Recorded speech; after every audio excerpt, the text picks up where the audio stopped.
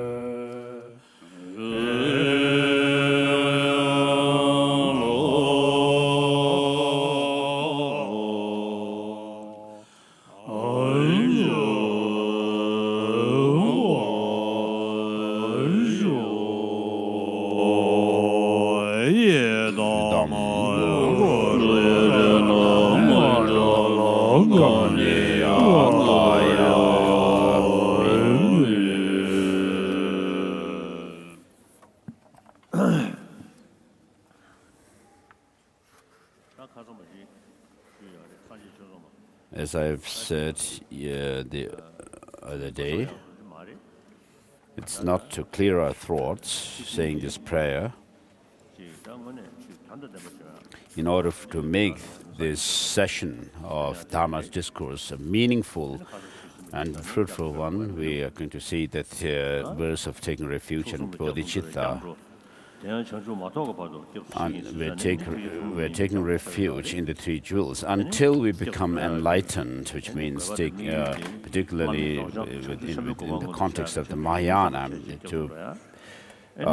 in order to attain full enlightenment, Buddhahood, for the benefit of all sentient beings. Please think this over and say this prayer of Yebe tsonam ke dola penje sanye dobara sho sanye shoda tsoye chonamai to the Buddha, Dharma, and the Supreme Assembly. I take refuge until enlightenment is attained. Through the collections of merit and wisdom, by listening to the teaching, may I become a Buddha to benefit all sentient beings. So say this 3 times.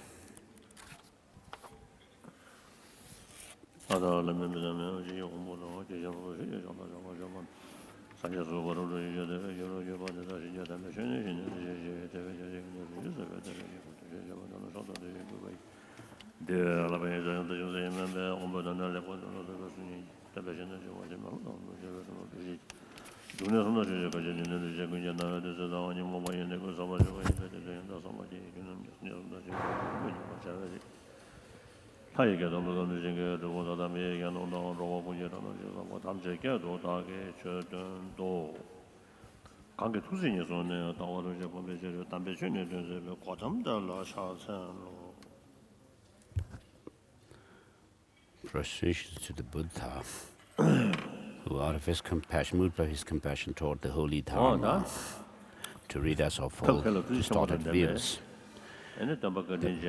So the Buddha, who was skillful and compassionate, since he appeared in India, it's been around 2,600 years now, according to the Theravada school. So during this time, it has become a very important religion in the world. The Buddha, the founder of Buddhism, is recognized in the world as an important founding teacher, who is the teacher of non-violence as well. So today, when it comes to people using their intelligence to analyze things, investigate, and not just accept right away what they hear. Such people find the Buddhism to take special interest in Buddhism, and therefore this teaching of the Buddha. People who are gathered here today, Tibetans and Himalayan people from the Himalayan regions, and also Chinese, Vietnamese, Korean, Japanese, and similarly from people from Burma, Thailand, Sri Lanka. If there are anybody from these countries also, and we also have Mongolians, inner and outer Mongolians, as well as the Mongolian, ethnic Mongolians from Buryat, Kalmyk, and Tuva regions of the Russian Federation. So for us, Buddhism is our traditional religion. So,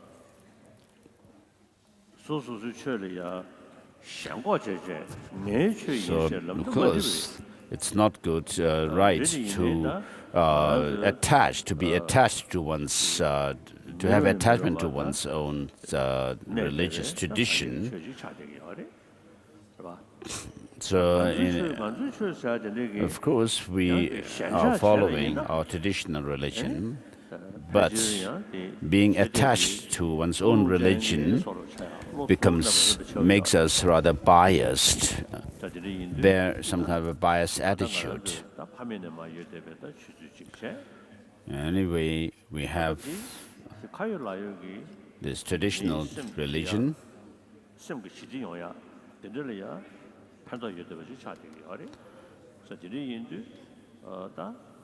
In any case, it helps. This tradition helps us to have peace of mind. So, in our daily life, and particularly when we face problems, this tradition is something which brings real peace of mind. Even non-Buddhists these days take interest in the teaching of the Buddha. So for peace of mind, peace and happiness in family, individual, family, and community, love and compassion, patience, and so forth are important. And so all religious traditions teach love and compassion. And in order to practice this with a conviction, there are the theistic religions which also are meant for that. The greater your faith and devotion to the God you believe in, the greater, stronger your practice of love and compassion should be. So in order for that purpose, to cultivate, single-pointed to cultivate love and compassion, and the different philosophical ideas are also taught. So even if you may have some faith in the God or higher beings that you believe in, if you do not really practice love and compassion and make it rather as kind of a side kind of a work, it's not right. So in order to promote or the practice of and development of love and compassion, there are the theistic religious ideas of creator God, and on the other hand we have the Buddhism, Sankhya, non-theistic Sankhya and Jainism believing, teaching the law of causality. And therefore, law of causality in these three traditions are considered very important, which says that if you do something wrong to others, then you will have the negative consequences, whereas if you do something good to others, then you will accordingly have positive consequences. And therefore, all religious traditions teach this. love and compassion.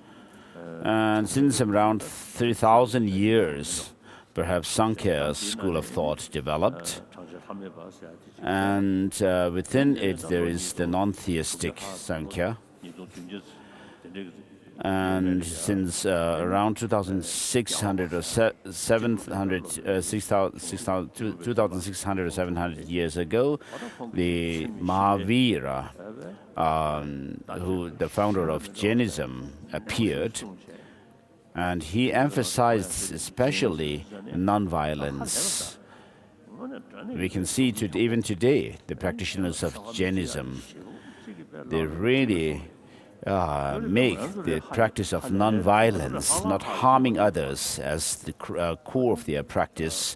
And we can see that they sometimes seem to be doing more than what we do in terms of this practice. And then Buddha appeared after him, and the crux of the core of the Buddhist practice is that practice of love and compassion. And in order to support that, then the Buddha taught the view of dependent origination. So this is a unique teaching of the Buddha, the view of dependent origination. So during the last 2,600 years or so, the Buddha first, in public, gave, whether people were devoted to the Buddha or not, he taught. The first sermon he gave was the teaching on the Four Noble Truths. And that is like the big framework of the teaching. So this is the Noble Truth of Suffering, Noble Truth of Origin, the Noble Truth of True Cessation, and the Noble Truth of the True Path. So this teaches the nature of the Four Noble Truths. So all of us do not want suffering, but we want happiness. But how do we experience, how does suffering come about? So Buddhism doesn't believe in a creator God who is the doer or designer of our pain and pleasure, nor do we believe in a permanent, unchanging cause to give rise to suffering. But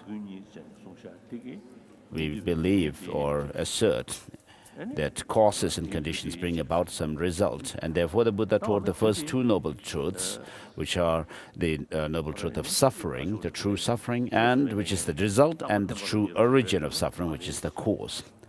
And so, whether these pain and pleasure arise from some permanent unchanging cause or not, if you ask, no, they do not. And if you look at the cause, if they are produced by causes, for example, if we hurt somebody or harm somebody, the other person will be hurt, or there is discomfort created in the other person. And you also feel guilty if you fight with others or quarrel with others.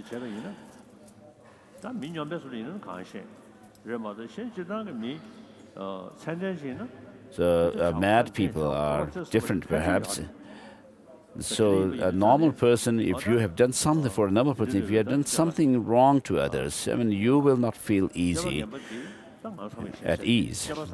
And so harming others is something immoral or misbehavior. So this comes through unruly mind, undisciplined mind.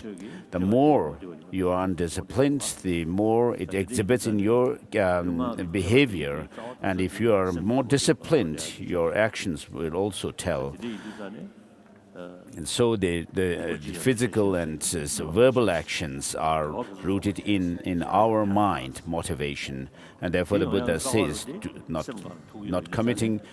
commit any evil, cultivate the wealth of virtue, and thoroughly subdue your mind. This is the teaching of the Buddha. Now, in terms of subduing your mind, disciplining your mind, so if you have a very rough kind of a mind,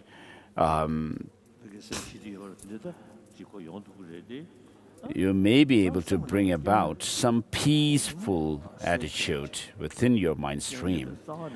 But in order to uproot all our faults, that's the biggest question. What should we do? So when we talk about the four characteristics of each of the four Four Noble Truths, all composite phenomena are compounded phenomena are in the nature of suffering, impermanence, and all contaminated, impure things are in the nature of suffering. And all phenomena are empty of self and empty and selfless. So all our suffering, in other words, are rooted in our grasping at some independent self. But because things are without any self-identity, independent existence, and empty, as long as there is this ignorance which conceives independent existence in things, distorted view, then there's always going to be a counteracting factor for that.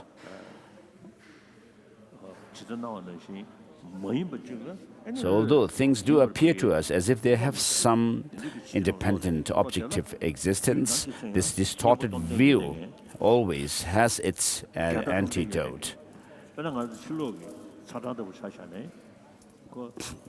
In the case of the climate or the weather,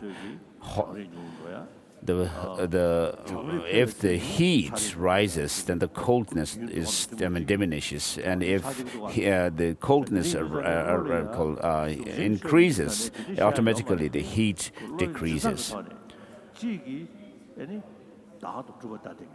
So on the one hand, there is this distorted view which sees there is some kind of a self or independent existence, and on the other hand, the wisdom sees the lack of that independent existence. And so, since things are without any independent existence, the distorted view of self can be eliminated. It is not within the intrinsic, the basic innate quality of the mind. So due to certain circumstances, we develop hate, attachment, or anger, and so forth. But they do not stay permanently in our mind, as we know. If you look at love and anger, they also are opposites. So they do not arise in a single person, within the mind stream of a person at the same time, simultaneously. Sometimes you'll feel angry at somebody, at other times you have attachment also.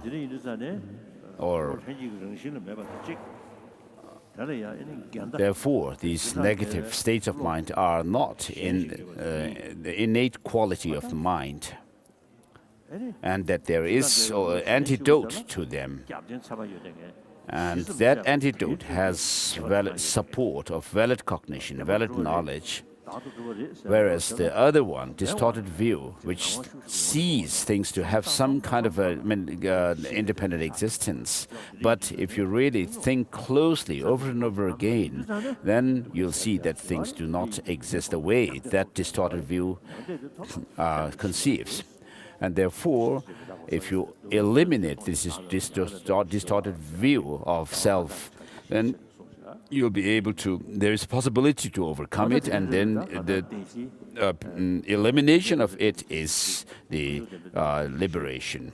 And therefore, the Buddha taught the third and fourth noble truths. The noble truth of true cessation and true suffering, true path, And therefore, the Buddha also taught gave stated 4 qualities or attributes of each of these 4 Noble Truths. And so we should not leave the teachings, these kind of teachings on the 4 Noble Truths and its 16 characteristics just in books, but try to think over, reflect on them. I do that in daily life when I recite Om Arapachana, the mantra of Manjushri. So this is like the basic framework of Buddhism, which the Buddha taught during the first sermon. And so that was about the nature, stating the nature of the 4 Noble Truths. So if that is the case, how do we use it in our practice?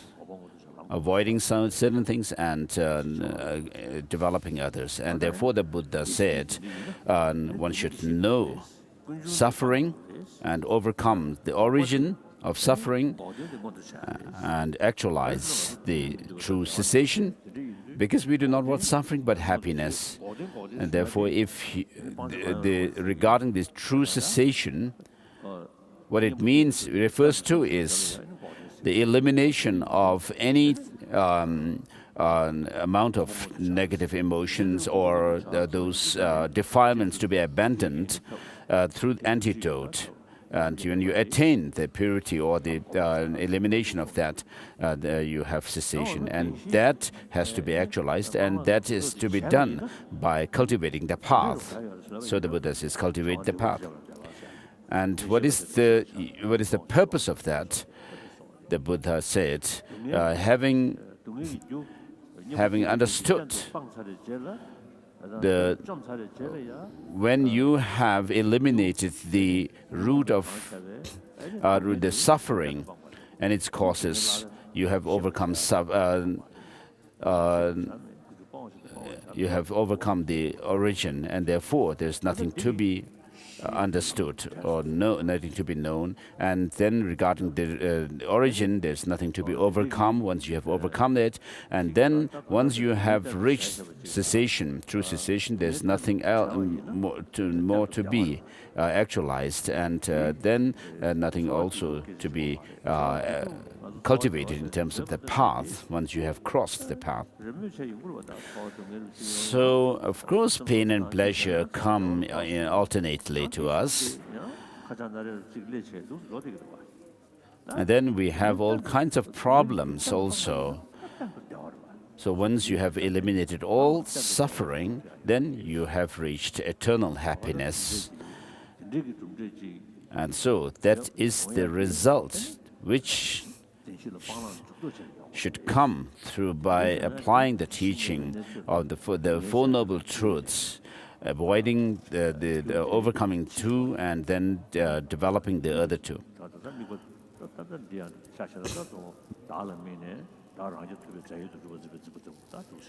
So, for example, there is this grasping at self, and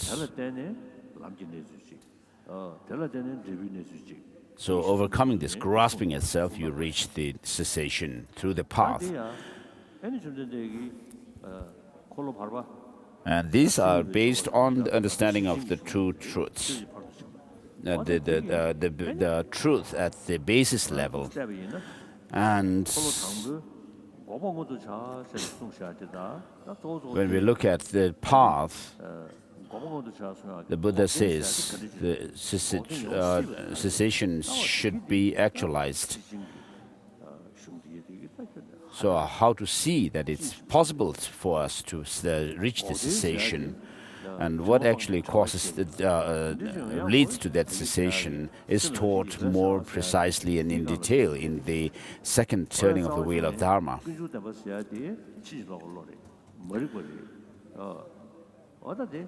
So the origin of suffering, which is grasping at self, is a distorted view, and so it's in ignorance.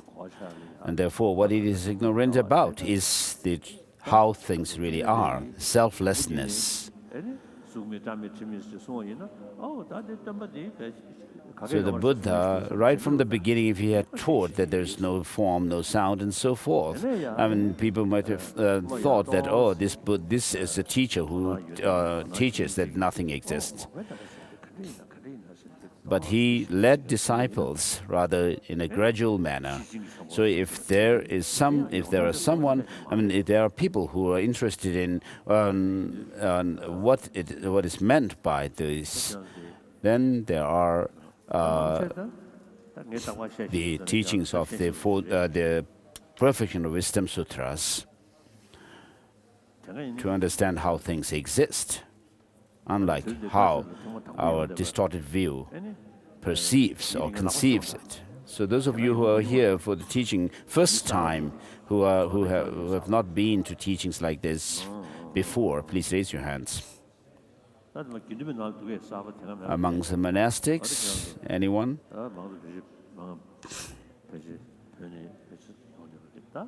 So many of them are from Tibet, perhaps.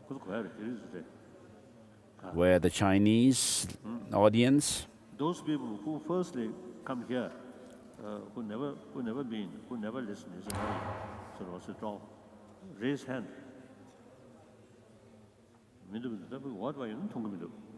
So I don't see if you are down there outside.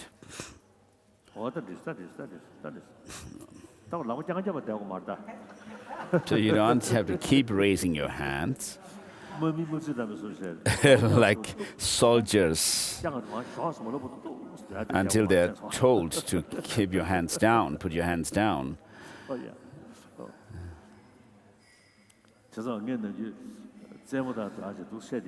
So I usually jokingly tell that the Heart Sutra is something that the Buddha taught in the Rajgriha, in the vulture mountain, amongst many different audience, consisting of gods and demigods, the non-gods, humans. So if you think about it, it seems it was taught amongst to beings who had pure karma. As Jesu Milarepa has said, when to his disciples were Dakbol Haje, Gampopa, and Rechungpa. So Rechungpa was quite a tough student sometimes. So when he had been to India one or two times, and after one of these, so he had brought certain texts which belonged to the non-Buddhist tantric texts, and Jesu Milarepa checked what kind of texts Rechungpa had brought from India, and when he found some of the texts to be related with negative spells. And Milarepa actually burned those texts when Rechungpa went out to fetch water for him. And Rechungpa, when he came back, he smelled burnt peppers. So when he saw that the Milarepa had actually burned some of the texts, and so they had a quarrel, conflict, a problem there. And so Rechungpa was unhappy and revolted. And so at that point, Jesu Milarepa brought down hailstones, and Milarepa then Rechungpa felt concerned about where my master went. So of course he could, when he was Milarepa's student, and he could hear the voice of Jesu Milarepa, but he couldn't see him. And when he listened carefully, he found that it came from a horn. And when he looked into the horn, he saw Jesu Milarepa there. And when he looked at the horn, when he saw it, Milarepa, he found that the horn had not actually increased in size, and Milarepa had not decreased in size. And then Rechungpa tried to go inside. And so this kind of thing could happen. To Milarepa could do that when it is possible. When you have gained full control over your energies and mind. And so, similarly, in the case of the Vulture Mountain, it had not become bigger, nor the number of audience shrank.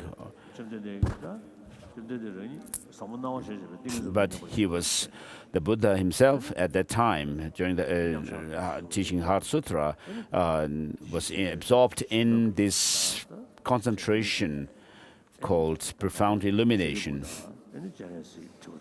And then the Shariputra and Chandrasik, Avalokiteshvara, had discussion. Regarding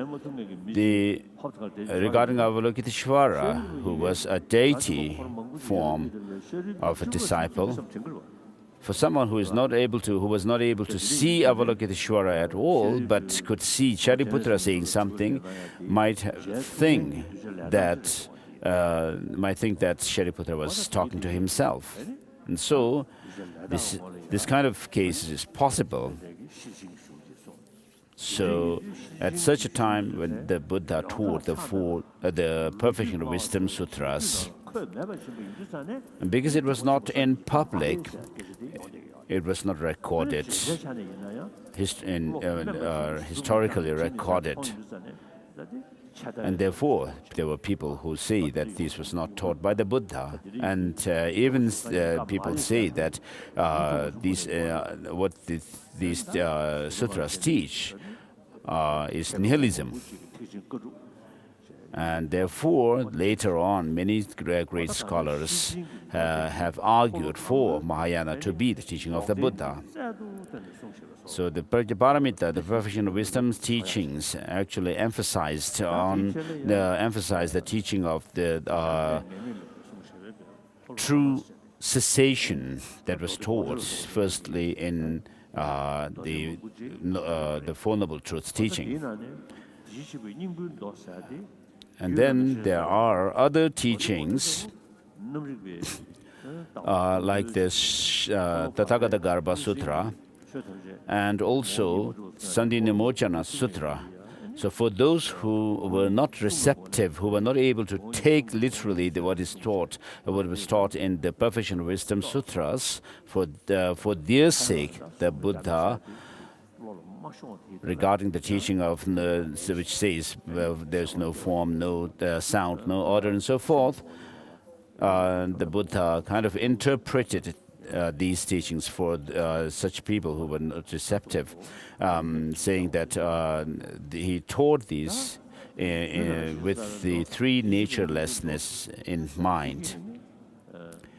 Whereas the Tathagata Garbha Sutra, it's not the other sutra which is called Takten Nyingbu Tempeto, which is to say the essence being permanent and enduring, which is another sutra. So the Tathagata Garbha Sutra, regarding these three turnings of the wheel of Dharma, the first turning of the wheel established the ground, the framework, and then the second turning explained more on the cessation, which is emptiness. And the third turning of the wheel of Dharma, Tathagata Garbha Sutra, teaches the path aspect, the subjective path which meditates on the emptiness. And this is to lay the foundation to lead towards Tantra.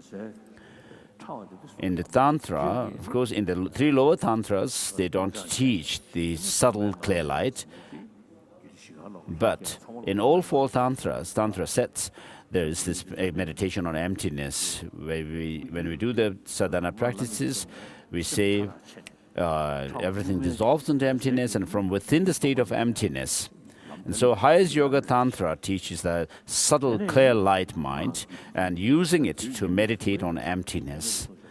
And so these teachings of the highest yoga tantra were taught to disciples with the highest sort of mental faculty.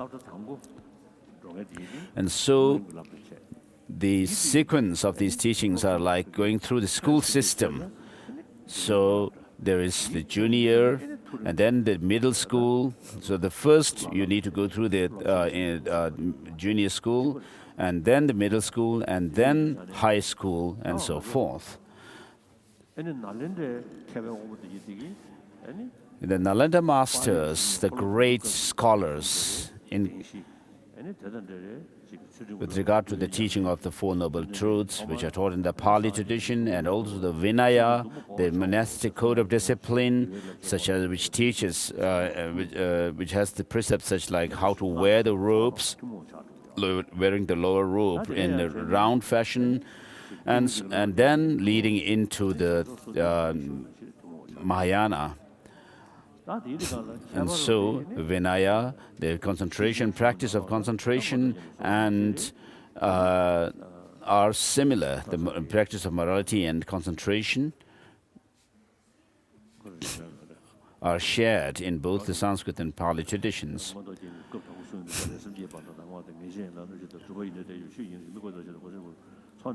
In the first chapter of Abhisamaya Alamkara, it is mentioned what the first chapter teaches is the 10 points, beginning with the bodhicitta.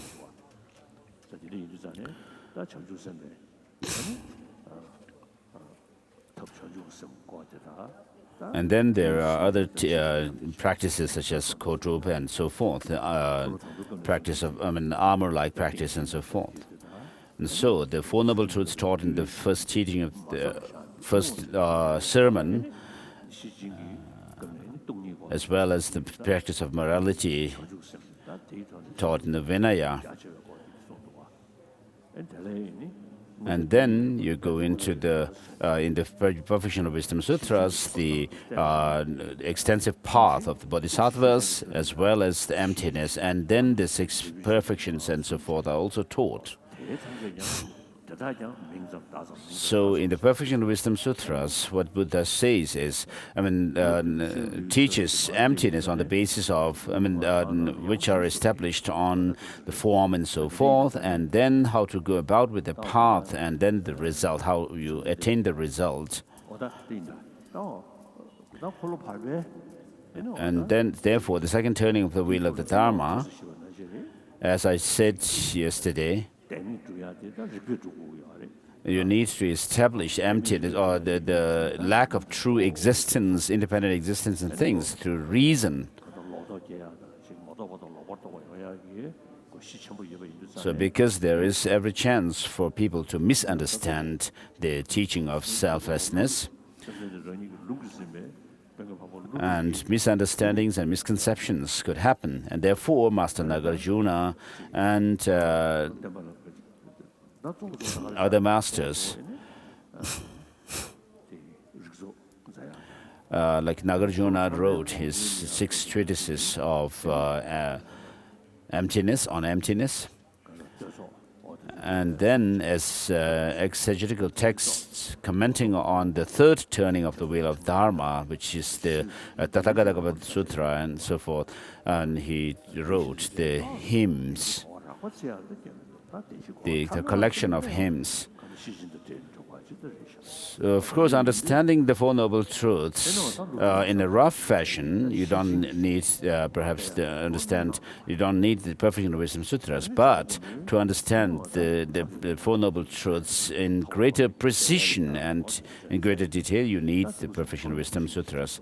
And therefore, Master the Lord Maitreya and Master Asanga and so forth commented on the explicit content, the implicit content of the Perfection of Wisdom Sutras, whereas Master Nagarjuna and his disciples and followers commented on the explicit content of this Perfection of Wisdom Sutras. And then also the Master Asanga and so forth emphasized the Chittamatra philosophy based on the Sandhi Nimochana Sutra. In other words, the Nalanda masters have actually written many texts as compared to the Pali tradition scriptures. The Sanskrit scriptures are much more in number. And then there is the Tantra, and particularly the highest yoga Tantra is based on the teaching of clear light, the subjective clear light. But the Buddha Dharma declined at some point after the Buddha had passed away. But gradually, from the Nalanda institution, great masters like Nagarjuna and so forth appeared, and they,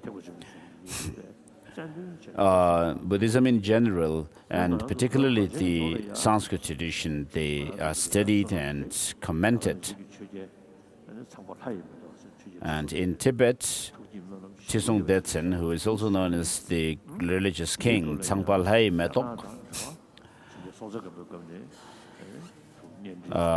although Tibet already had familial relationship with China since the time of Songtsen Gampo in the 7th century, with his marriage to the two princesses of China, Rinchen Kongjo and the Brikuti from Nepal. And therefore, the two sacred statues also were brought with them to Tibet. And so Tibetans already had, from the 7th century, this familial relationship with China. But with regard to Buddhism, explained through reason and logic, the Tibetan Emperor Chisung Detsen saw that this is the best tradition that we could import to Tibet. And so he invited Chandrakshita, who was already in his 70s when he was given the invitation, and he very kindly accepted the invitation and went to Tibet. So the Bodhisattva, great abbot Bodhisattva Chandrakshita, was a great master. And so amongst his writings, there is something called Tatuv Samgraha Prakarana, which is about Tantra, and therefore it's very clear from this that he was a practitioner of Tantra. So he came to Tibet in the 8th century.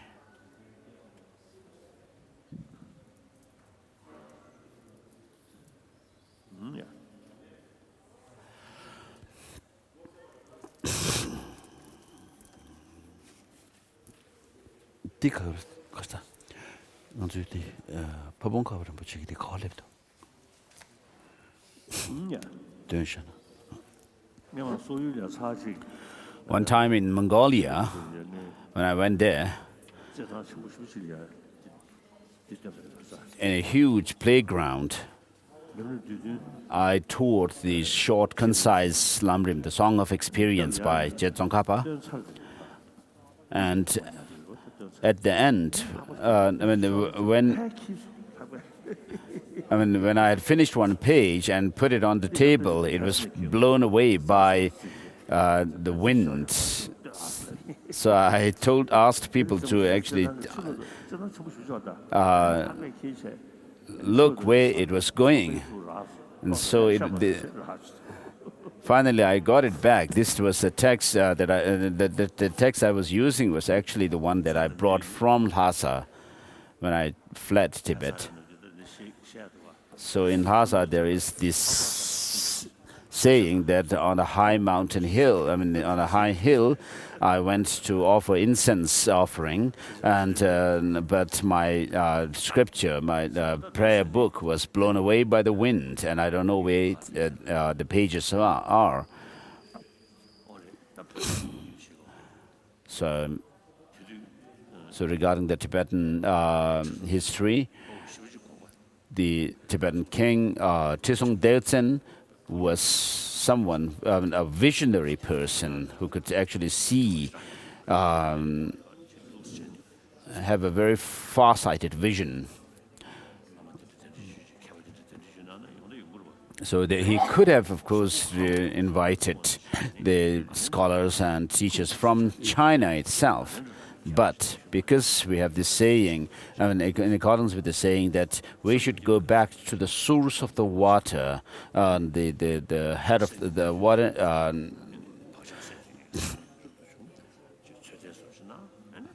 and therefore the first seven Tibetans were given the monastic ordination in order to test whether Tibetans would be able to keep the Vinaya vows or not. And it was successful. And in the beginning, when the Buddhism was being established on the Tibetan soil at that time, there were lots of opposition from humans as well as non-human spirits and so forth. And what we are talking about here is that the teaching of the Buddha had gone through many ups and downs. And today, after Buddhism had spread and it was established in Tibet and spread, we have kept the Nalanda tradition, and particularly the teachings of epistemology. It seems we, the Tibetans, are the only ones who have preserved and promoted this tradition of the Nalanda, in particular, and China, Japan, and so forth. We all, all of them also follow the Nalanda tradition, the same tradition that we do follow. Tangsen Xuanzang, perhaps. His tradition, he was a follower of the Dharmapala, Nalanda master Dharmapala.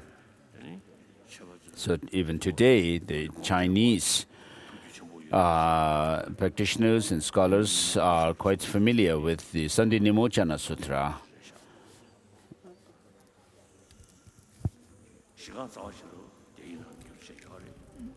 And Mula Madhyamaka Karika by Nagarjuna is also translated in Chinese, but it seems the Prasanapada commentary by Chandrakirti is not there in Chinese translation.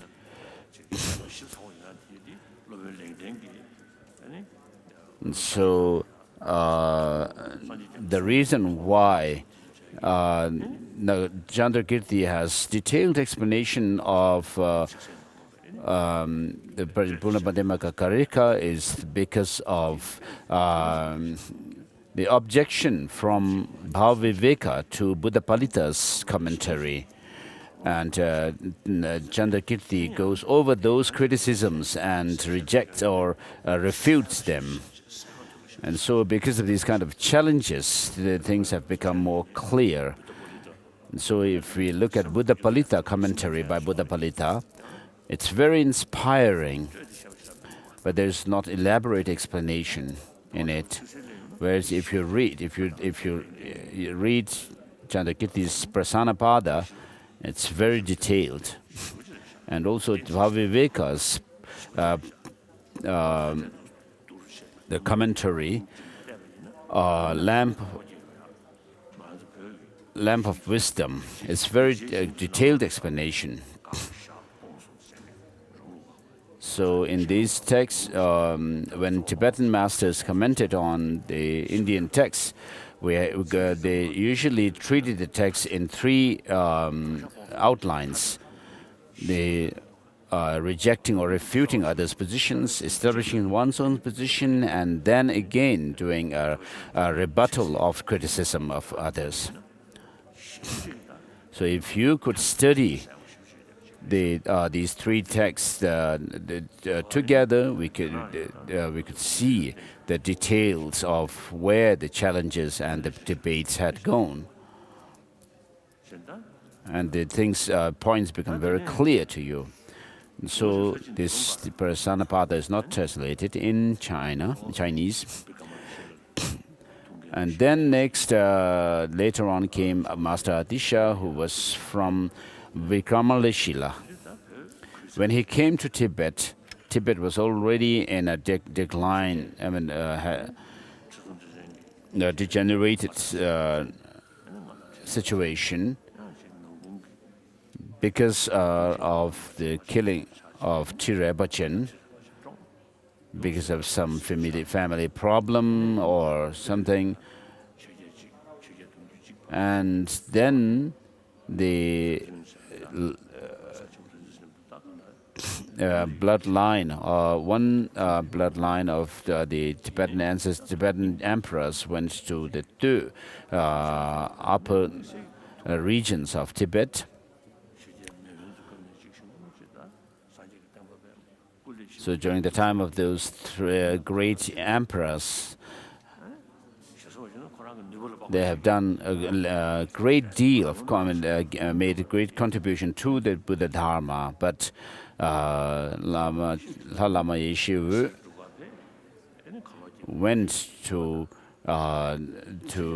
in search of gold in order to make offerings to the Indian masters to invite Master Atisha. And so Buddhism had also declined at that point. And Jangchup gathered some gold, and he went to the Karlok Gyabo, the king who had actually arrested his uncle, Lama Yeshe, and imprisoned him. And therefore, as it is found in the Lamrim text, in relating the stories, Lama Yeshe was in prison, and he was already quite old and very weak physically. And so when Jangchup saw him, Jangchup told him, Lama Yeshe,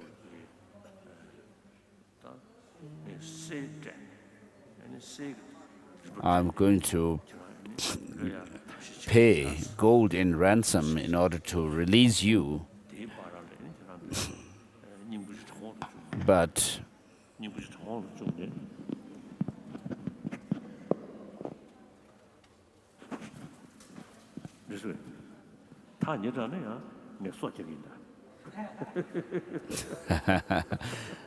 someone is just joking that he would bite the mic if it's too close to his mouth. So it's quite a sad.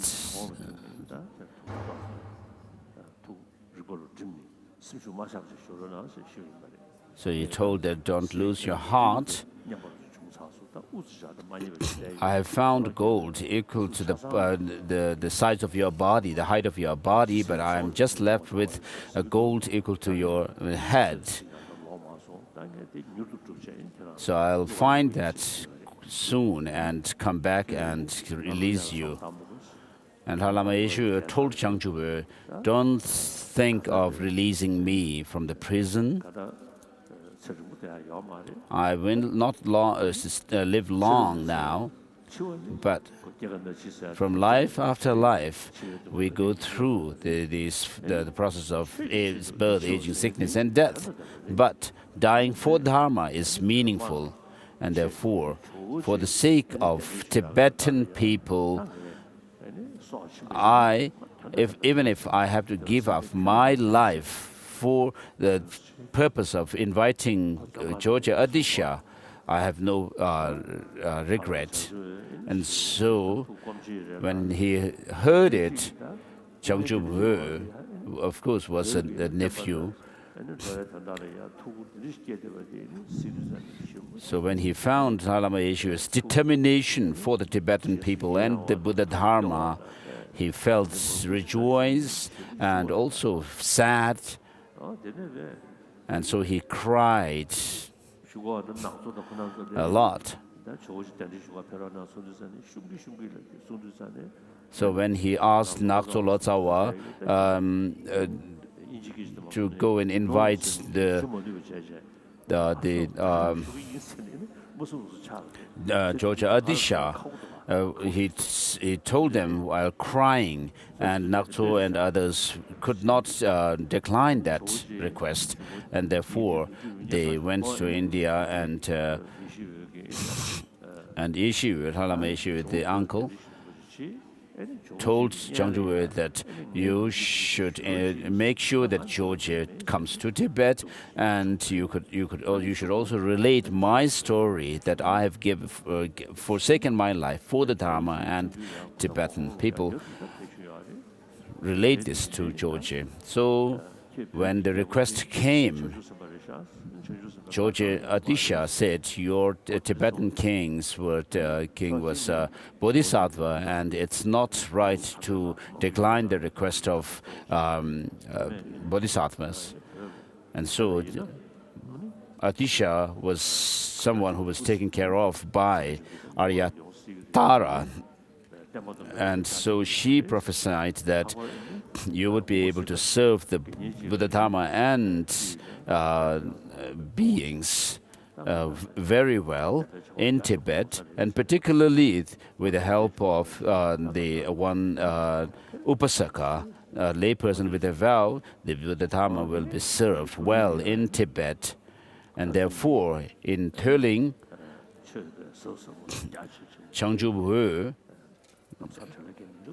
Lamrim told Master Adisha, we are not in a hurry to receive profound, deep teachings or very vast teachings, but please teach something which is going to be helpful for the Tibetans, and therefore a short teaching.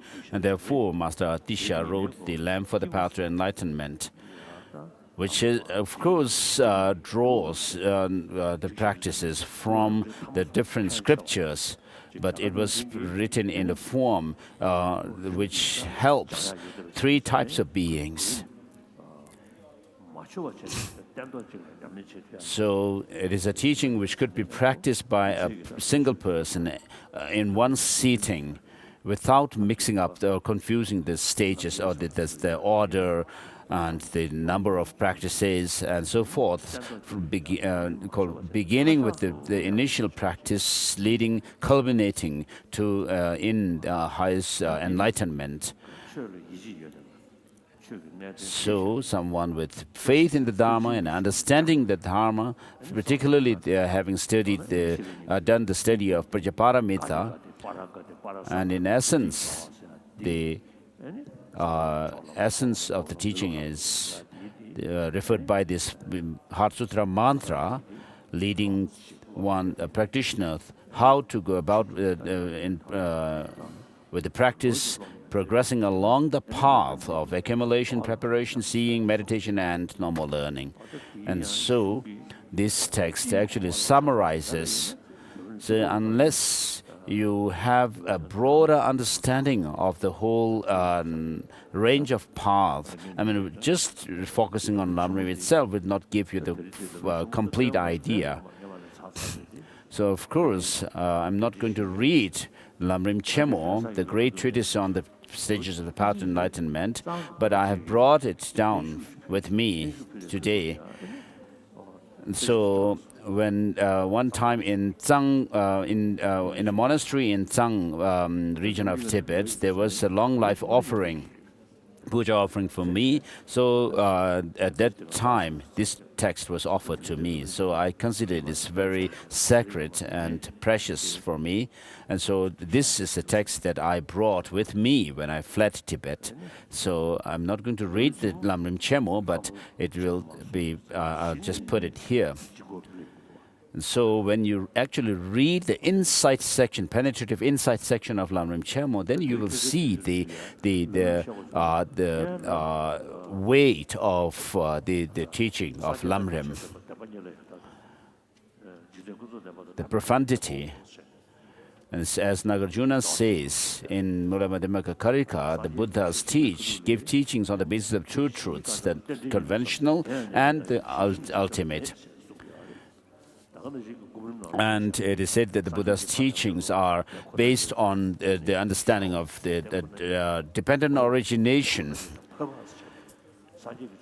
And also in the Bhavanakrama, it says that all the teachings of the Buddha are either proceeding towards or leading to or landing at the suchness. And so I usually tell that when you teach people, you should start with the insight section of Lamrim, if you're teaching Lamrim, because when you understand the two truths, the conventional ultimate truth, then you'll understand that cessation is possible through the cultivation of the path. And then you will have a strong faith in the Buddha Dharma. And then, of course, taking refuge makes sense when you say, I take refuge. I seek refuge in the Buddha, Dharma, and Sangha, without really being able to move yourself through reason. I mean, it's very difficult. So understanding the two noble truths, on the basis of which if you teach the Four Noble Truths, then it's going to be really meaningful. And so even someone who does not believe in the teaching, will not be able to go against the teaching. As I have written at the end of the 17 Nalanda Master's praise, by understanding the two truths, the ground reality, and leading into the understanding of the Four Noble Truths,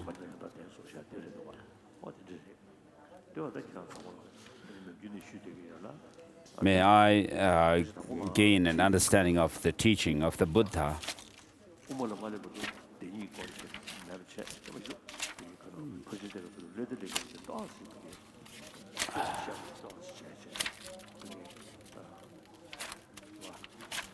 So it's important for us to understand the two truths.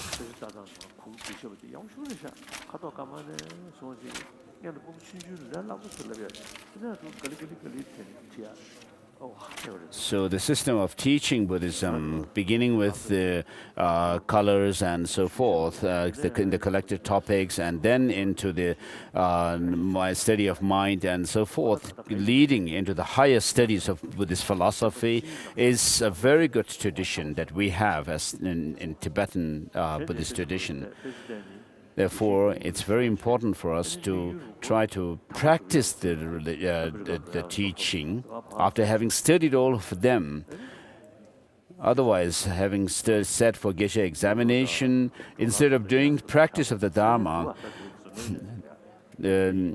what has become of us monks is that they seek dollars, money, and go to America and so forth. And in Tibet, inside Tibet, there are people, I have heard that there are people who are called Cha Lama in Chinese, false lamas, false teachers, who pretended to be teaching, ostensibly teaching Dharma, were actually seeking money and sex.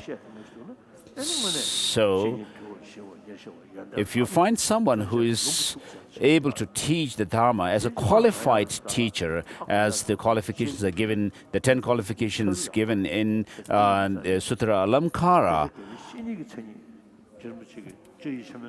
then you should consider the person to be a qualified teacher, otherwise not. So the disciples themselves, the Chinese, you yourself have to check those lamas, whether they are qualified or not. As Master Tsongkhapa mentions in Lamrim Chemo, in the section on relying on a guru, the qualifications of, he goes through these three outlines: qualifications of the guru, and qualifications of the disciple, and how the disciple seeks the guru and relies on the guru. And Swakya Pandita says that people are very serious when it comes to checking the quality of gold and precious metals and precious jewels and so forth. But when it comes to the Dharma, people jump to the conclusions right away, as if a dog meets with meat. Whereas in Tibetan society, there is this custom that people do not value the geshes and the learned people, but when someone has the name of a Lama or reincarnate Tuku, then they actually value them, although they don't have any knowledge. So far, we cannot stay where we were. We need to change. In samsara, we are bound by our self-cherishing attitude and our grasping at true independent existence of things. So we need to see where the drawbacks are in us, where the shortcomings are, and then move forward. So we should develop the principles of bodhicitta and the understanding of emptiness. As it's not enough for us to consider that we are following just customs by reciting mantras and so forth. If we cannot do anything about studying the Dharma and so forth, of course there's nothing we could do. But if we can, we must study the Dharma. And so this is how we should go about with the Dharma, having studied them to integrate them within ourselves. And so within the Lamrim tradition, there are the three Lamrim lineages: Mengakpa, the instruction lineage, Lamrim lineage, and then the scholarly lineage. And so there are 8 great Lamrim texts which are taught for guidance. And together with it, we are here gathered to complete the rest of the text. I'm left with 500 pages, which must be finished within 10 days. So I will try to finish.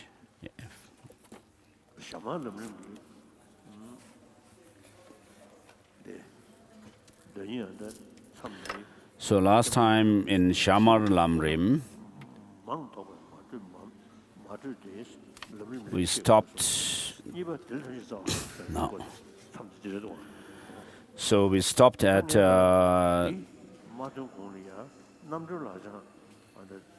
cultivating the root of all pleasure and goodness, faith of confidence. But before that, we'll go through Namdru Lakshana, the liberation in the palm of your hands.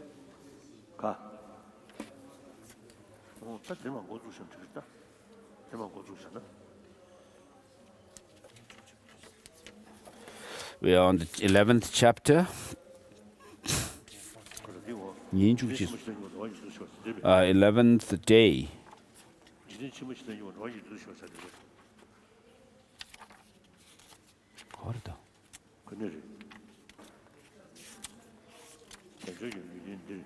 Day 12.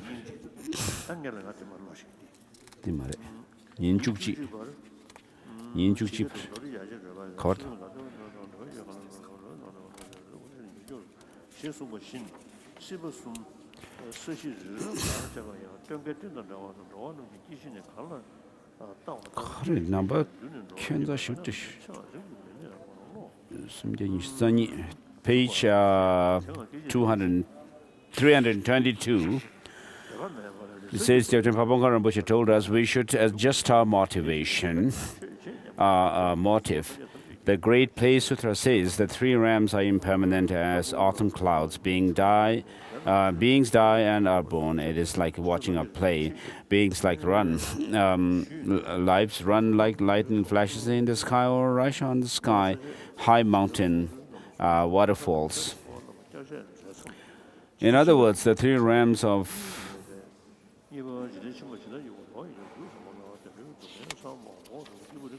and so forth. And then the outline, thinking about what sort of happiness or suffering you will have in your next rebirth in either of the two types of migrations on page 322. So here the contemplation on suffering of the upper realms will come later in the medium scope. I'll now discuss the suffering of lower realms.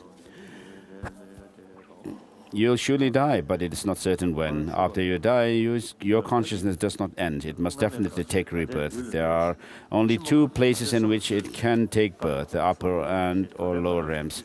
As there is the Kadamba saying, what you have done in the past should be judged from your body, what kind of body you have. What you will be in the future should be judged on what kind of motivation and thinking you have now in this life. You can assess inferentially to which of these two you will be going. So the comment was here and made here. As I have already said, we get divinations in the horoscope made to tell us where we will be reborn next, but these are unnecessary. Buddha has already predicted that we will go to the upper realm if we have been virtuous and to the lower realms if unvirtuous. Now, from the Jataka tales, be quite certain your birth to the next world will be happy or unhappy according to virtuous and non-virtuous karma. And so with regard to the past and future lives, so there are two things, animate and inanimate objects. So those who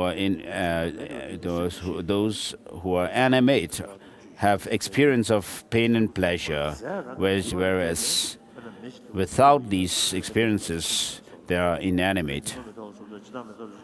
So if you look at the flowers and like sunflower and so forth, so they kind of move according to called face, the direction of the sun. In the morning to the east, these flowers face the east, and then as the sun moves, it moves. And there is one grass which is called touch me not, I think. If you touch it, it just shrinks. In Mysore or somewhere, there was one person named Guncho something. He told me that it's called the Ngoce Tsa, or Tsa, which shows that it's shy. And in America somewhere, there is something like a thorn. And when people go quite close to it, it just shoots forth. The plant kind of shoots there. So if we are not careful and not able to shirk that, I mean, it's quite, it could be quite terrible.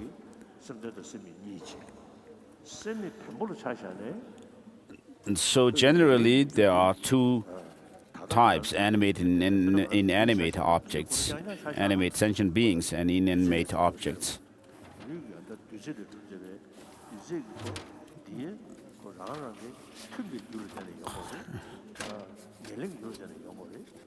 So the things come from causes and conditions.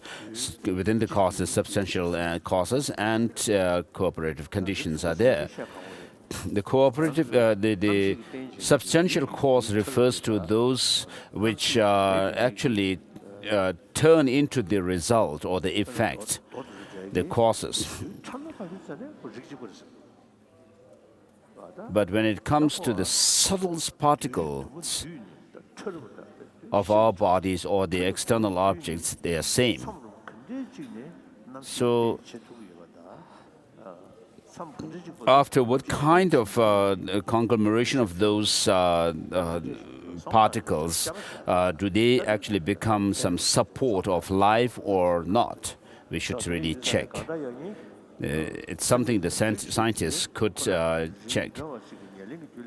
So even the inanimate objects have to come from a similar cause that can give rise to them.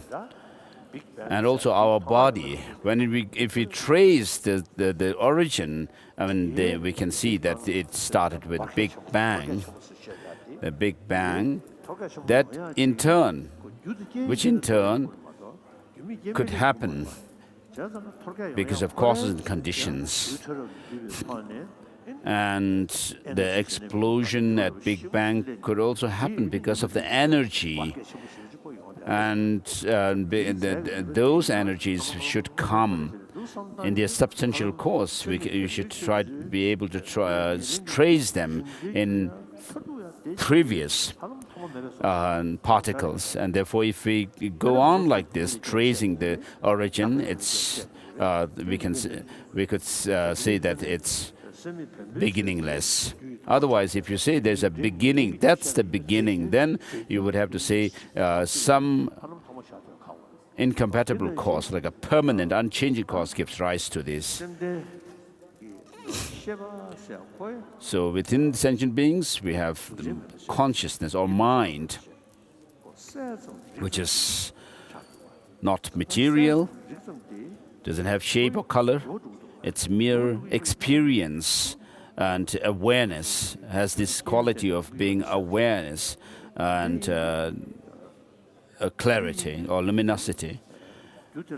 And therefore, regarding its course, there could be cooperating conditions, like when we have the eye consciousness and ear consciousness and so forth, there are these organs which also serve.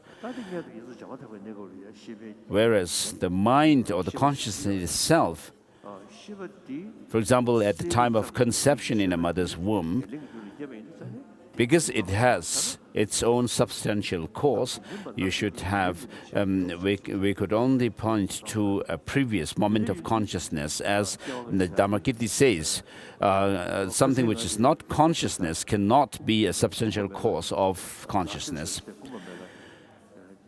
So the cause also has to be some similar in nature. So I was recently in Nasik, near Nasik. I know one Hindu Swamiji. He's a learned Swamiji, and he even is familiar with the Mulamadhyamaka Karika by Nagarjuna, and Samdon Rinpoche also I took with me. And I asked him, what is the reason that we have the three planes of existence, desire realm, form realm, and formless realms? And then I asked him about past and future life. How do we prove that? And he said, because we have memory. So amongst his students, he said there is one person who has a very clear memory of past life. And so he said that the memory could be used to prove that there is a previous life. And also in the 400 verses of Aryadeva, the same thing is said. So if you look at the teaching of the Buddha in an unbiased manner, then you will see that there's at least something that we can think about. It makes sense. Even amongst between two twin of this, there's no same thought process going on in the two persons. Of course, because of the biology itself, the physical, biologically, of course, we may be able to see differences in people. But I have a scientist friend, he's no more with us. He said there are 6 billion people on Earth.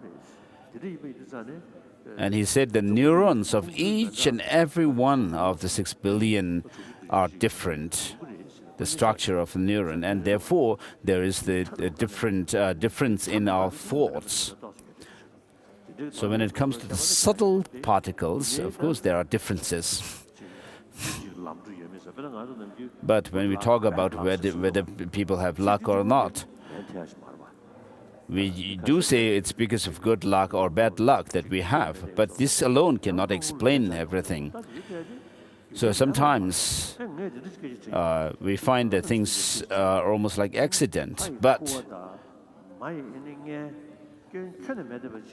there are other factors. I've asked scientists, when a perfect semen and a perfect ovum get together, is it sure that conception will take place? They said no. So a perfect, without any defect sperm and the mother's womb, without a perfect mother's womb and a mother's ovum, even if these causes are there, it's not certain or sure that a conception will happen, and therefore there should be a third cause. According to science, of course, they are not able to posit that third cause yet.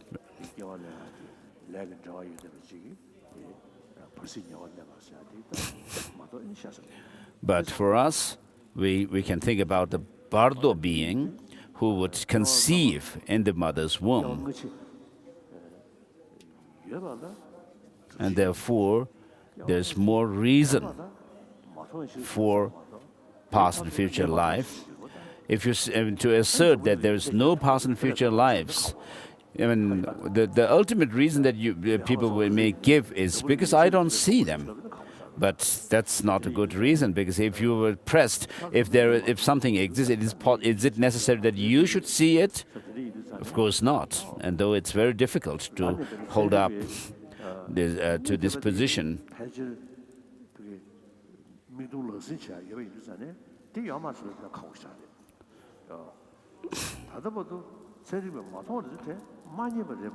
So far, what scientists have not found is only the case that they have not seen them or found them or discovered them. It's not the case that they have found what they have not found to be non-existent.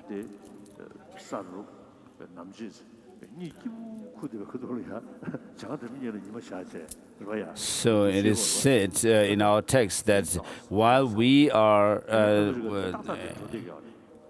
at night time, the northern continent of Kuru is it's time of sunshine there. So it's almost like pointing to America, but that's not the case, because the people of the Kuru region, continent, are said to live for 1,000 years. And then, with regard to Mount Meru, of course, it goes against reason.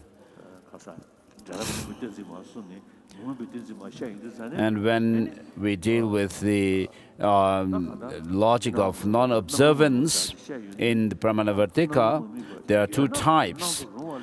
One is, if something is perceptible but it's not perceived, then, I mean,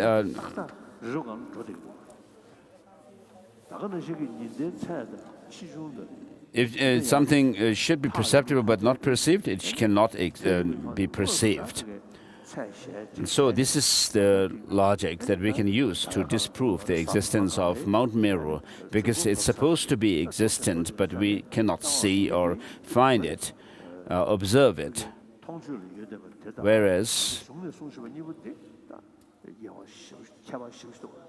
with regard to the size and the distance of the moon and the sun from the earth, there's huge difference between what is taught in our classical texts and also what is taught, what the scientists find today.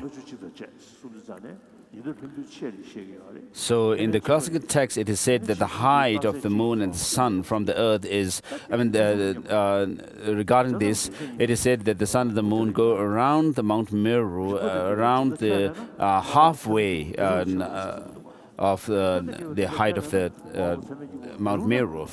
And then with regard to the sides, it mentions only difference a bit of 1 league or yojana between sun and moon in sides. I mean, this cannot be as accepted today, because it goes against our empirical experience. So we need to still think about the rams, the godly rams and so forth, which are said to be on the Mount Meru and so forth. And then regarding the lifespan of people, human beings on this earth, it is said that in the beginning it used to be inconceivable, and so and then there's a decrease in the lifespan. So perhaps it should also be interpreted. Unless we can explain that they had a different biological, I mean, a physical body than we have. So, with regard to the lifespan of the people on earth, it's also said that it decreased to 6,000, 60,000, 20,000 and so forth. I mean 80,000, 20,000 and so forth, which we have to rethink.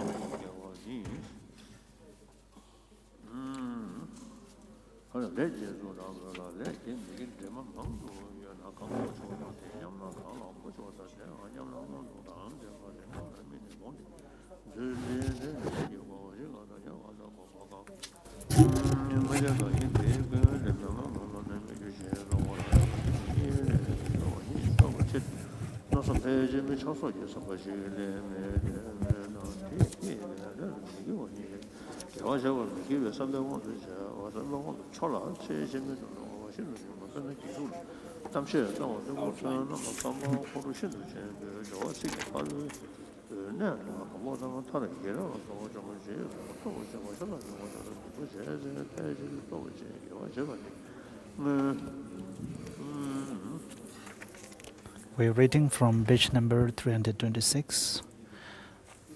And the text liberation in the palm of your hand. The text is the revised edition. Page number 326.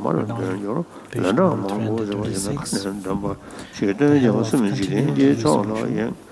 There are no hell gods here. People born in this hell are sentient beings who have taken rebirth here under the power of evil karma.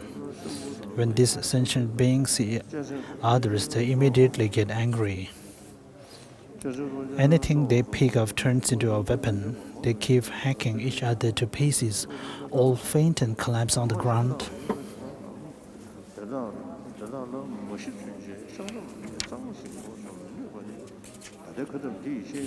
Then a voice from the sky tells them, "You will now be revived." A cool wind strikes their bodies, a contributory factor for their scattered flesh and bones to come together.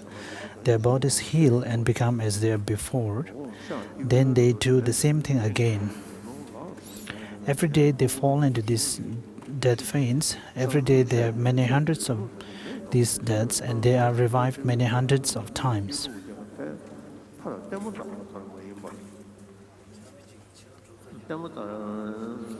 We must develop insight into what it would be like to be born there now, to be hacked by weapons, to faint, to be revived, and so forth. In this life, we are afraid to be stabbed by a small knife and die the once, and we still suffer inconceivable terror and pain. In this hell, we will die many times each day and would experience this each time. Is there a fan? It would be nice to have a fan at the backside. Continue reading from page number 327. In this hell, we would die many times each day and would experience this each time. In our lifespans, there will also be very long. Our former human lives would bear no comparison. Nagarjuna said in his letter, "Is be too cold on this side, so the other side, please on."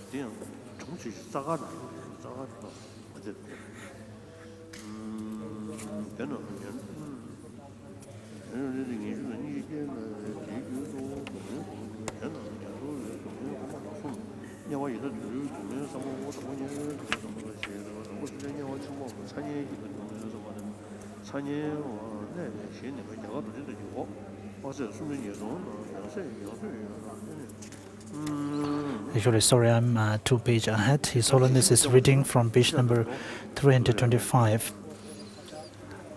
The hell of continued resurrection is 32,000 yojanas under Bodh Gaya in India.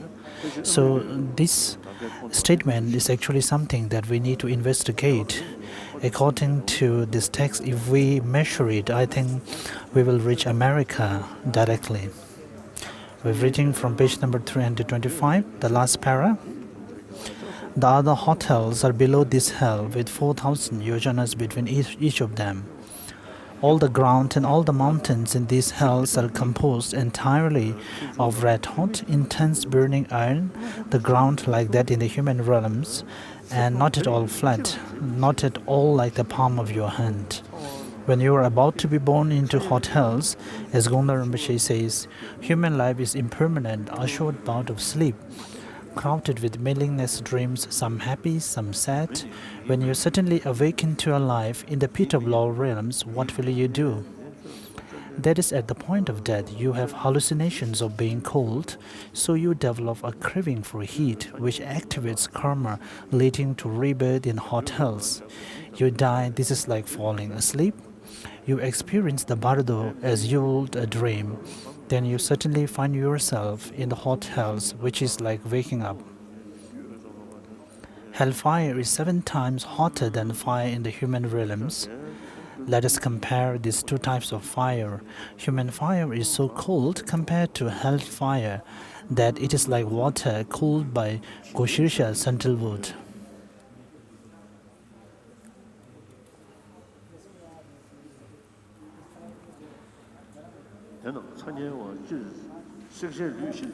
So the suffering of the hot hells in general are quite unbearable.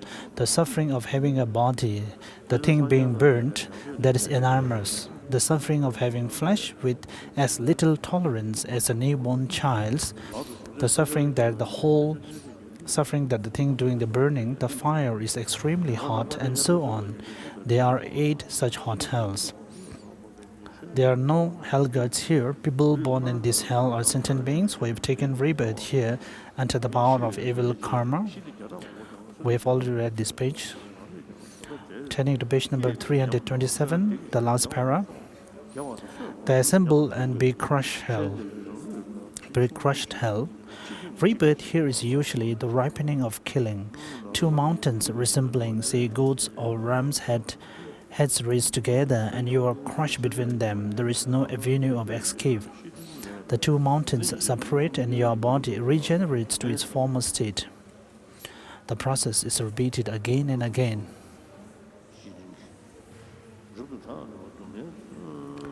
Some beings are ground to powder between green stones, some are pounded with pestles like sesame seeds, some are squeezed in iron vices. You could be crushed or whatever between many different instruments. These take the form of whatever killing instrument you used in the past. Suppose you kill a louse between your fingernails. Later in hell, you will be killed by being crushed between 2 mountains that look like fingernails. The hell of lamentation. You are placed inside a house of burning iron. It has no doors and it is all on fire, inside and out. You suffer, thinking, I will not find any means of escape. Your great mental suffering makes you wail. The hell of great lamentation. You are placed in an iron house which is contained within another, each similar to the one above. Your suffering is also twice as great. You think I may escape from one of these iron houses, but not from the other, and so you suffer. Committing the 10 non-virtues or recklessly drinking alcohol can cause rebirth in these hells. A sutra tells us much the same thing. Drink alcohol and you will be born in a place of lamentation. People who serve are born in its surrounding hell. The hot hell, you are impaled on a flaming iron skewer that runs through your anus and emerges out of the top of your head. All your insides burn, and you burn through roaring flames issuing from your mouth, eyes, and so forth.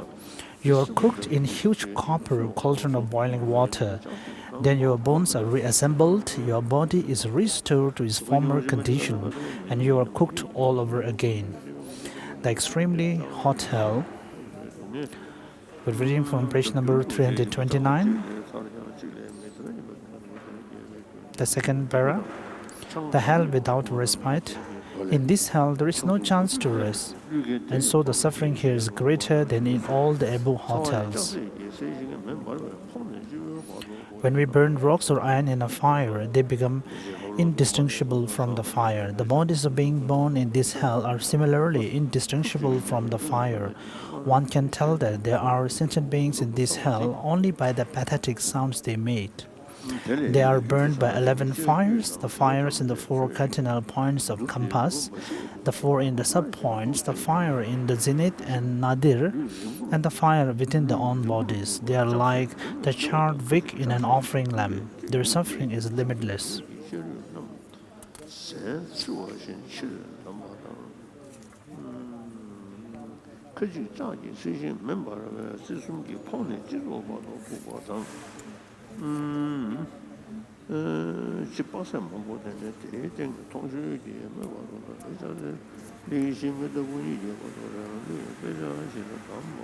We're reading from page number 331. The second para. Once reborn here, we must experience suffering until the results of the evil karma run out, for we will not be able to detach our consciousness from our bodies. Nagarjuna's letter tells us such sufferings are utterly intolerable. One will experience them billions of times. So long as a non-virtue has not run out, one will not stop living that life. The lifespans in the 8 hot hells are very long. The shortest lifespans are those of being in the hell of continual resuscitation. 50 of our human years constitute 1 day for the gods in the realm of 4 Maharajas. 30 of these days are reckoned to be one of their months. 12 of these months one of their years. 500 of these years make a lifetime for being in the realm of 4 Maharajas. Yet there is only a day in the hell of continual resuscitation. 30 of these days are reckoned to be a month in this hell. 12 such months make a year. A lifetime in the hell of continual resuscitation is 500 of these years. One could say this is 1.62 trillion human years. The old woodblock edition of Manjushri's own words states that it is 60 billion years, but this is a printer's error. You should consult either the Meru Monastery woodblock masters of this text or Lamrims of southern lineage.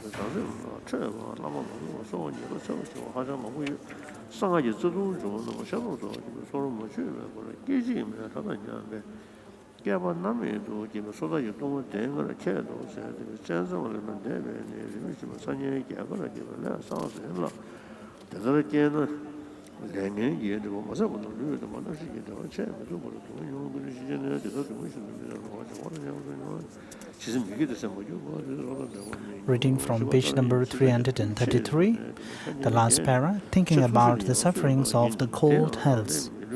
The cold hells are on a level with the hot hells and lie to the north, which is why this land of ours is very cold. The cold hells are separated from each other vertically by 2000 yojanas. You may be wondering, in that case, the cold hells could not be on a level with the hot hells because the hot hells are separated from each other vertically by 4,000 yojanas. There may be 4,000 yojanas between each ground surface of the hot hells, but each of the cold hells has snow-covered mountains that are 2,000 yojanas high, so the cold hells are in fact level with the hot hells. When about to be born there, you desire cold bodily sensations at the point of death. This activates the karma to be reborn in the cold hells.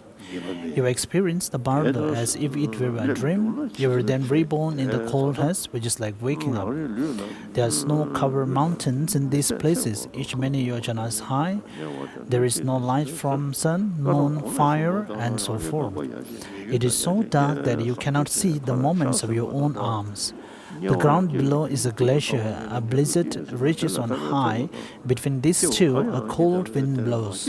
There is no means of keeping warm, so no fire, no sun, no clothes, nothing. There are 8 such cold hells, each one progressively colder. There is the hell of blisters, where you develop blisters on the day.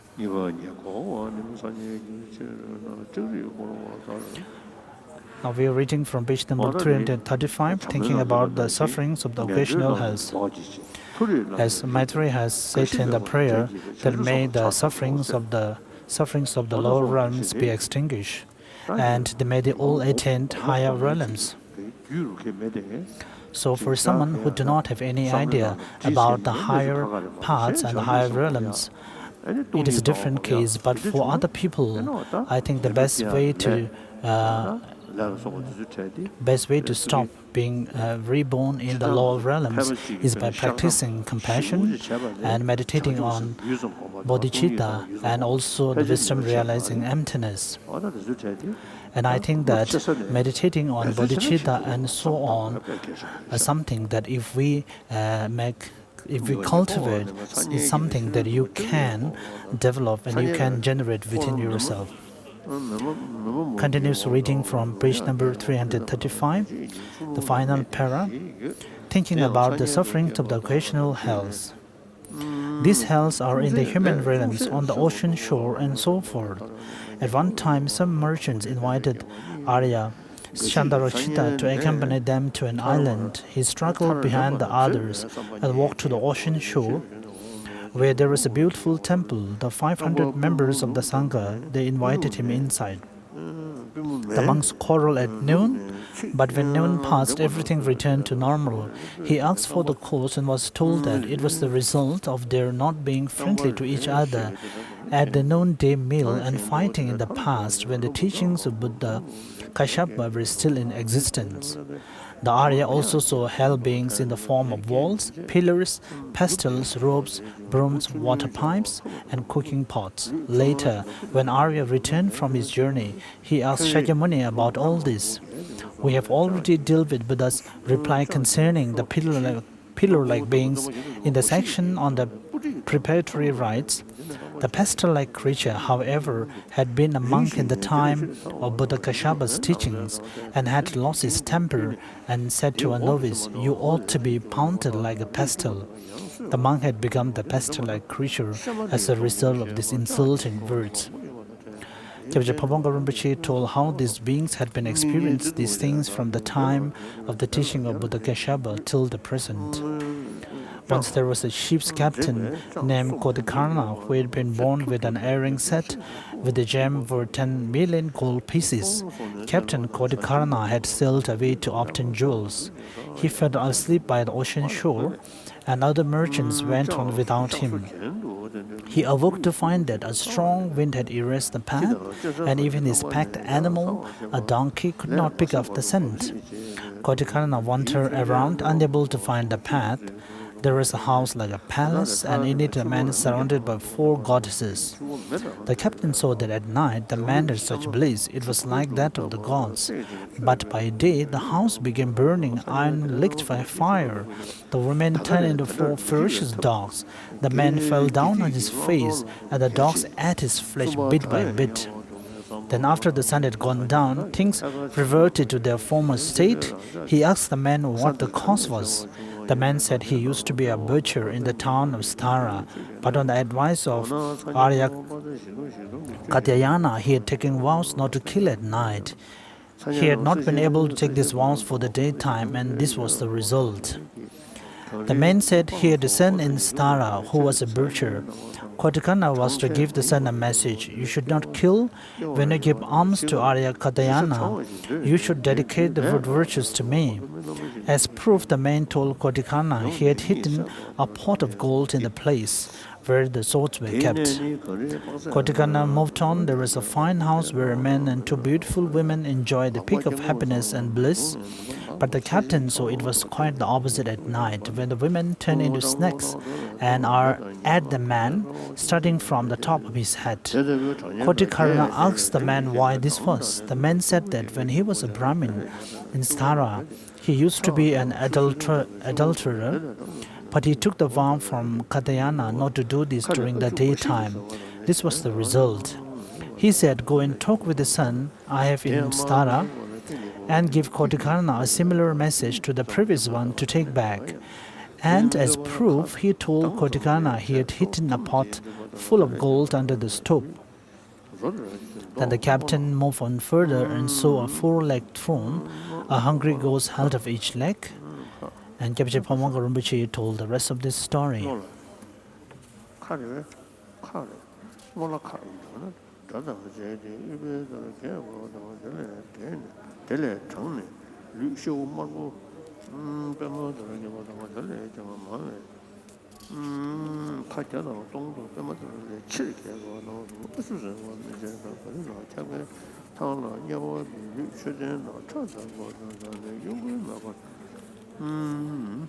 Reading from page number 338, the last para, thinking about the sufferings of the hungry ghosts. Manjushri's own words discusses animals first. Hungry ghosts have greater wisdom than animals, so are higher. If one way to teach Dharma to some hungry ghosts, they could understand it. Animals are dull and stupid. It is an inferior rebirth and a bigger hindrance to practicing Dharma than being a hungry ghost, so the sufferings of animals are taught first. However, the swift path puts hungry ghosts first. Generally, they have greater suffering than animals. There are two subsections at this point, thinking of the general suffering of hungry ghosts under 6 headings: heat, cold, hunger, thirst, exhaustion, and fear, and thinking of the sufferings of particular types of hungry ghosts. Think as follows: at present, I have not been reborn in hell, but if I were born a hungry ghost, I would be so tormented by intolerable sufferings, heat, cold, hunger, thirst, exhaustion, and fear, that I would not even be able to recollect that I should practice Dharma, let alone actually practice it. I have not taken such a rebirth owing to the kindness of my gurus. What great merit I have to be able to meditate even perfunctorily on the Dharma of Lamrim. How lucky I have been. But we have accumulated in our mental streams much karma that will throw us into these rebirths. This karma is still powerful and undegenerated. We know it is beyond our present capacity to purify it all before we die. There is more though. Usually our thoughts at the time of death are crucial. Sinners may have committed great sins during his life, but if they die with only virtuous thoughts on their minds, they will activate virtuous karma from a past life. If Dharma practitioners are angry, for example, at the point of death, their non-virtuous karma will be activated. Normally, the thoughts with which one has the greatest familiarity in this life will be the ones that manifest at the point of death.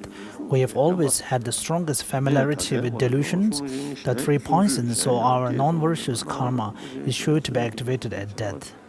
One may be revolted by food and drink at death and feel, may I never hear the word food again.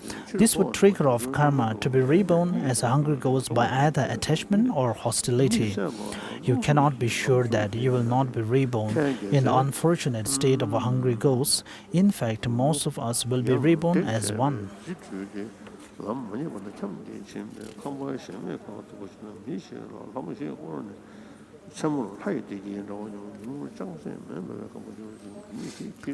The hungry ghost rebirths are located in Kapila Nagara, the city of hungry ghosts, which is more than 500 yojanas underground. This place has absolutely no grass, trees, or water. The whole ground is copper slack, as if scorched by the sun. The bodies and limbs of hungry ghosts are more ungainly. Their hair is matted on their large heads, their faces wrinkled, and their necks extremely thin and unable to support their heads. Reading from page number 340. They have huge mountain-like bodies and an uneven number of legs and arms, which are as thin as stalls and unable to support them. They have 100 times more difficulty in walking than old people do in our human realm. For many years they have found nothing to drink, so there is absolutely no moisture in their bodies, no blood, pus, and so forth. Their muscles and veins are wrapped in their dry skin like a dry log wrapped in brown leather. When they move about, the joints in their arms and legs creak like dry wood or like two rocks tapping together, giving off sparks. Since ghosts have had no food or drink for hundreds or thousands of years, they have enormous suffering.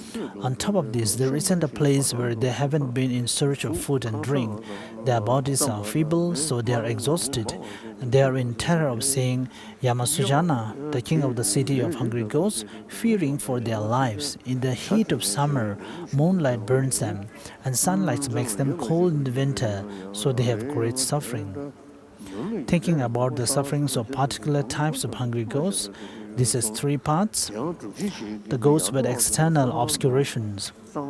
These hungry ghosts see water, trees laden with food, and so forth, for which they rarely trudge long distances, but when they get there, the things vanish.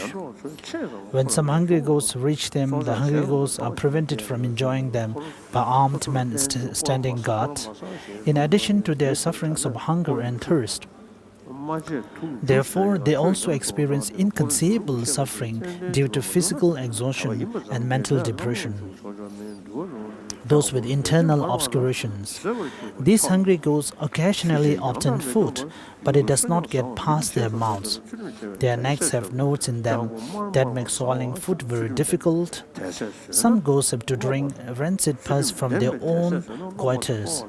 As it says in the full version of the above-mentioned story about Gotikarna, the food they ate takes various forms corresponding to different types of karma the ghosts have accumulated: burning pieces of iron, green hugs, pus or blood, their own flesh, and so forth. The ghosts must endure these unbearable karmic results according to whatever is their accumulated karma. Food and drink may go down some hungry ghost's neck, but it turns into boiling iron when it reaches the stomach, which, as well as not slacking their thirst, creates limitless suffering. There is one type of hungry ghosts that this sort of thing does not happen to, but their stomachs are so huge that the food doesn't fill them. Sheets of flame, the fires of hunger, come out of the mouths of some of these hungry ghosts. This the whips is merely fire from the mouths of such ghosts. Continuously reading from page number 341, the second para. Those with obstructions from nodes. Once when Ananda was going about his daily business, he saw a female hungry ghost. She had 3 nodes in her neck, and she shouted the 5 kinds of terrifying words. Hungry ghosts of this type have a vertical row of 3 nodes in their necks, which causes them infinite suffering. His Holiness was commenting about the order of the presentation of the animal realms and hungry ghosts. His Holiness was commenting that in Lamrim Chemo, the animal realm chapter is written first. However, to the liberation of the palm of hand, it's later. Continue with reading. Those with obscurations from nodes. Once when Ananda was going about his daily business, he saw a female hungry ghost. She had 3 nodes in her neck, and she shouted 5 kinds of terrifying words. Hungry ghosts of this type have a vertical row of 3 nodes in their necks, which causes them infinite suffering. Nagarjuna's letter says, hungry ghosts are also bereft of the things they desire. This gives rise to continual suffering, aggravated by most intolerable hunger, thirst, cold, heat, fatigue, and fear. Some have mouths as small as the eye of a needle, yet their stomachs, the size of mountains, are plagued by hunger, but lack the power to digest the smallest speck of food. Some go naked, though their bodies are but skin and bone. They are as thin as palm trees. Some are aflame at sex and mouth. Food put into their mouths is burned. Most cannot often even fill for food, no pus, feces, blood, and so on. They touch their faces together and take rancid pus from the goiters at their throat. Reading from page number 342. For hungry ghosts, in the two hottest months of summer, even moonlight is hot, the sun cold in winter, and trees become fruitless. And at the time of death, it's very important generally to have a good motivation and thinking about one's own motivation. So even if you're not able to shave and have such a good motivation generally, but at the time of dying, it's very important to shave the motivation. It can be done also by some of your friends who can whisper the virtuous words into their ears. Continuously reading from page number 342. Chandra Gomin's letter to a disciple says, unending thirst, if they see afar a clear stream and wish to drink from it, they go there. Yet the water is mixed with old hairs, fish gills, and rank pus. The water is full of mud, blood, and feces. A wind whips of waves, and the spray is mountain peak cold. When they go to the green sandalwood forests of Malabar, these become burning woods are filled of sharp-tipped flames. Many burning fragments drop and gorge them with pokes. Even when they go to a lake, it's terrifying waves. With dazzling foam at the crest, the water turns into a mirage of desert sands, a tormenting place with sandstorms swept by fierce, hot winds. When the launched for thick storm clouds gather, they rain a fog of impelling iron debates upon them. Flinty diamond nuggets of golden color and orange lighting chains rain upon their bodies. While they are tormented by the heat, even sleet to them seems hot. When made pathetic by wind, even fire makes them cold. The intolerable ripening effects of karma completely blind them. They have various utterly mistaken hallucinations. Their mouths are as small as the eye of a needle, their terrifying stomachs and many yojanas round. Were these pathetic creatures to drink, even the water of great oceans could not go down their cavernous gullets. These poisonous mouths would dry the water to the last drop. Kesang Gyatso, the seventh Dalai Lama, said similarly, stomachs like mountains, necks blocked, limbs as thin as grass, dry bodies covered in dust, joints give up sparks. Their merest glands dry up rivers, always weary, tormented by hunger. May a shower of food, drink, and nectar rain down upon these hungry ghosts. We can't be sure that this time, next year, we won't be reborn as one of these hungry ghosts. The causes for such a rebirth are being miserly with one's possessions, enormous covetousness, such great attachment to one's possession that one fondles them over and over again, preventing other people from practicing generosity, stealing from people's possessions, stealing offerings made to Sangha, abusing charity, and other forms of taking what is not given to you. Another cause is calling people hungry ghosts, and especially if you call a member of Sangha a hungry ghost, you will take rebirth as one yourself 500 times. When hungry ghosts of the type with obscurations from notes receive a drop of water, it is due to their not having been miserly about giving water. In the past, the others do not have the fortune to enjoy any water.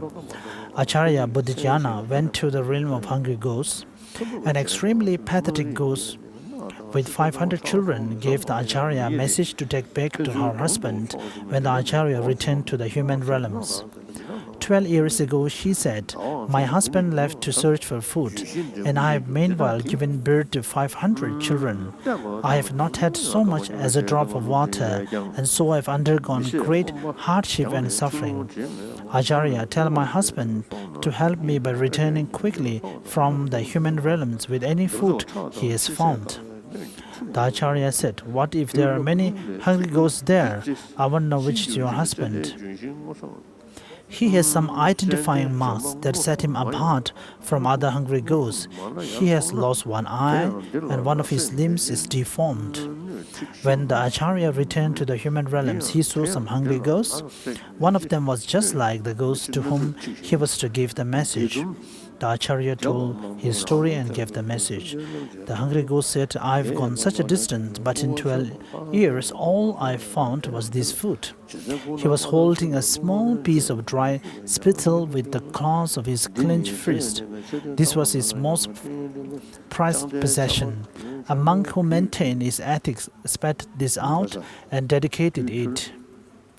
Many hungry ghosts fought for it, and I won.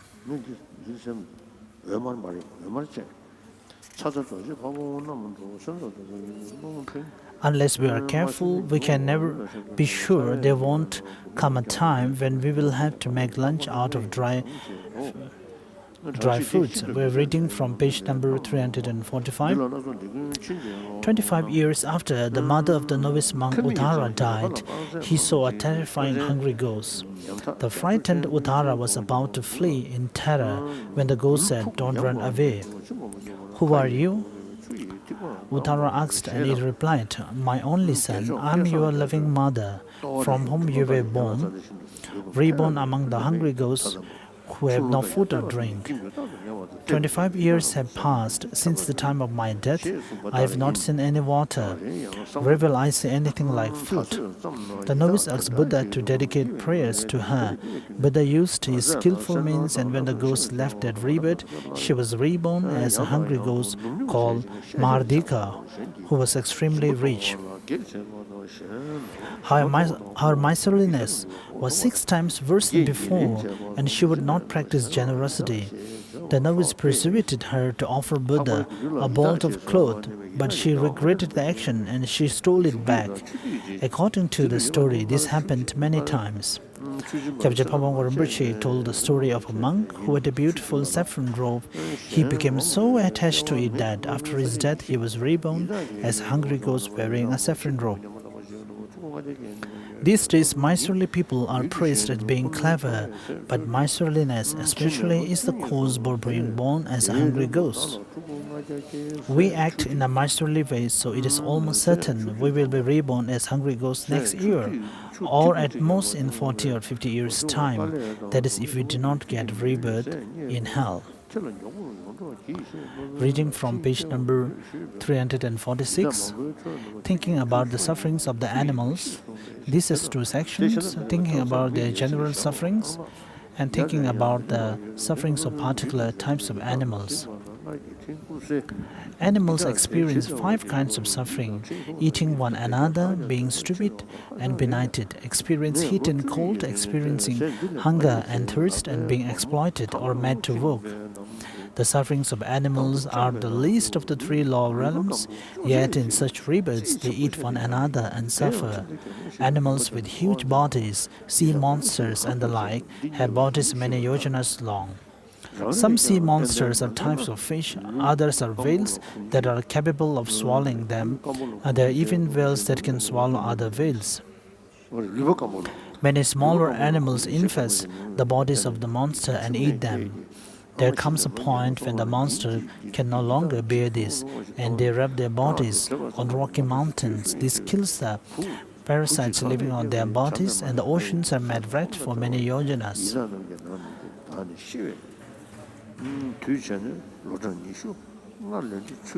The larger creatures devour the smaller ones, while many smaller ones feed on the larger ones. Though they cannot bear to remain there, they cannot even wiggle free of the spot they live on. The animals of the great oceans are heaped on top of each other and must live with one eating the other from the behind. Creatures reborn in the dark depths of the oceans between the continents do not recognize each other. Mothers do not recognize their offspring just after giving birth, and vice versa. They eat whatever falls into their mouths, and so must live by feeding on each other. Even the animals in the human realms eat each other. House eat little birds. Birds eat worms, beasts of prey and deer kills each other. Hunting dogs stalk deer and kill them, and so on.